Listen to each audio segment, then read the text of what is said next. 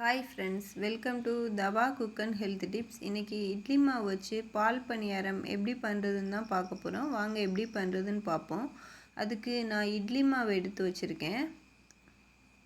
இப்போ ஒரு பாத்திரத்தை அடுப்பில் வச்சுட்டு அதில் நான் 1 கப் வெல்லம் ஆட் பண்ணிக்கிறேன். அதில் கொஞ்சமாக தண்ணி ஊற்றிக்கிறேன். ஊற்றி நல்லா கரையிற அளவுக்கு நல்லா மிக்ஸ் பண்ணி விடுவோம். நம்மளுக்கு வெல்லம் கட்டி எல்லாமே நல்லா கரைஞ்சி வரணும்.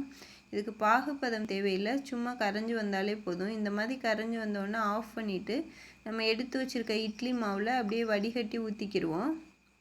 நம்மளுக்கு தூசி கல் இதெல்லாம் இருக்கிறதுக்காக தான் நம்ம வடிகட்டிக்கிறோம். இதில் கம்மியாக தான் தூசி எல்லாம் இருக்குது. இப்போ வடிகட்டி எடுத்ததுக்கப்புறம் இப்போ வெல்லத்தையும் இட்லி மாவையும் அப்படியே நல்லா மிக்ஸ் பண்ணிக்கிடுவோம். இந்த மாதிரி நல்லா மிக்ஸ் பண்ணி விட்ருங்க.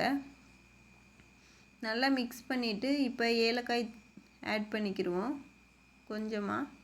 இப்போ அதையும் நல்லா மிக்ஸ் பண்ணி விட்டுக்கிடுவோம். இந்த மாதிரி நல்லா மிக்ஸ் பண்ணி விட்ருங்க. நம்மளுக்கு இந்த பதம் இருக்கணும் மாவு. இப்போ ஒரு முக்குளி கல் எடுத்துக்கிடுவோம். முக்குளின்னு சொல்லலாம், பணியாரம்னு சொல்லலாம். இப்போ அதில் கொஞ்சமாக ஆயில் ஊற்றிக்கிடுவோம். ஹீட் ஆனதுக்கப்புறம் இப்போ அப்படியே நல்லா ஆயிலெலாம் ஃபுல்லாக தடவி விட்டுருவோம். இப்போ நம்ம மாவு அப்படியே எடுத்து ஒரு கரண்டி எடுத்து அப்படியே பணியார கல்லில் ஊற்றிடுவோம். ஃபுல்லாக இது மாதிரி ஊற்றி விட்ருங்க. இது வந்து நீங்கள் மீடியம் ஃப்ளேம்லேயே வச்சுக்கிறோங்க. ஹை ஃப்ளேமில் வச்சிங்கன்னா உங்களுக்கு கருகிரும். இப்போ ஃபுல்லுமே ஊற்றியாச்சு. இப்போ மேலே லைட்டாக ஆயில் ஊற்றிக்கிறேன். இது நான்ஸ்டிக்குங்கிறதுனால நீங்கள் ஆயில் ஊற்றக்கூட தேவையில்லை. எனக்கு ஆயில் ஊற்றினா பிடிக்குங்கிறதுனால ஊற்றிருக்கேன். இப்போ மூடி வச்சு ஒரு 5 மினிட்ஸ் கழித்து ஓப்பன் பண்ணி பார்ப்போம்.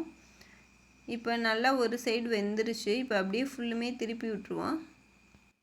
எல்லாத்தையுமே நல்லா அப்படியே பின்னாடி திருப்பி விட்ருவோம். இப்போ இது நல்லா ஃபுல்லுமே எல்லாத்தையும் திருப்பியாச்சு. இப்போ பின் சைடும் நல்லா வெந்துருச்சு. இப்போ அப்படியே ஒரு பிளேட்டில் எல்லாத்தையும் எடுத்து வச்சுக்கிடுவோம்.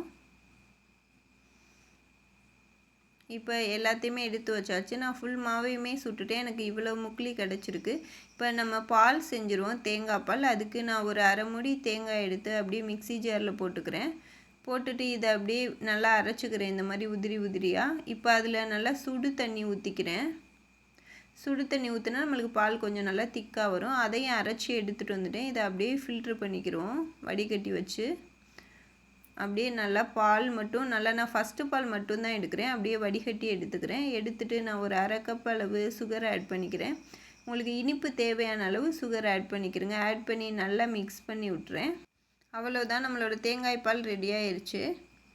இப்போ நம்ம எடுத்து வச்சுருக்க பணியாரத்தை அப்படியே ஒரு பிளேட்டில் எடுத்து வச்சுக்கிடுவோம். எல்லாத்தையும்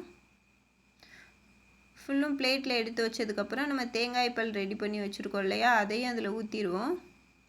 ஊற்றி நம்ம நல்லா ஊற வச்சு சாப்பிடையில அவ்வளவு சாஃப்டாக பணியாரம் செம்ம டேஸ்ட்டாக இருக்கும், அந்த தேங்காய் பால் டேஸ்ட்டோட.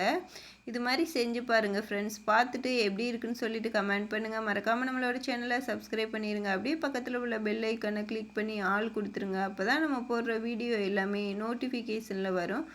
தேங்க்ஸ் ஃபார் வாட்சிங்.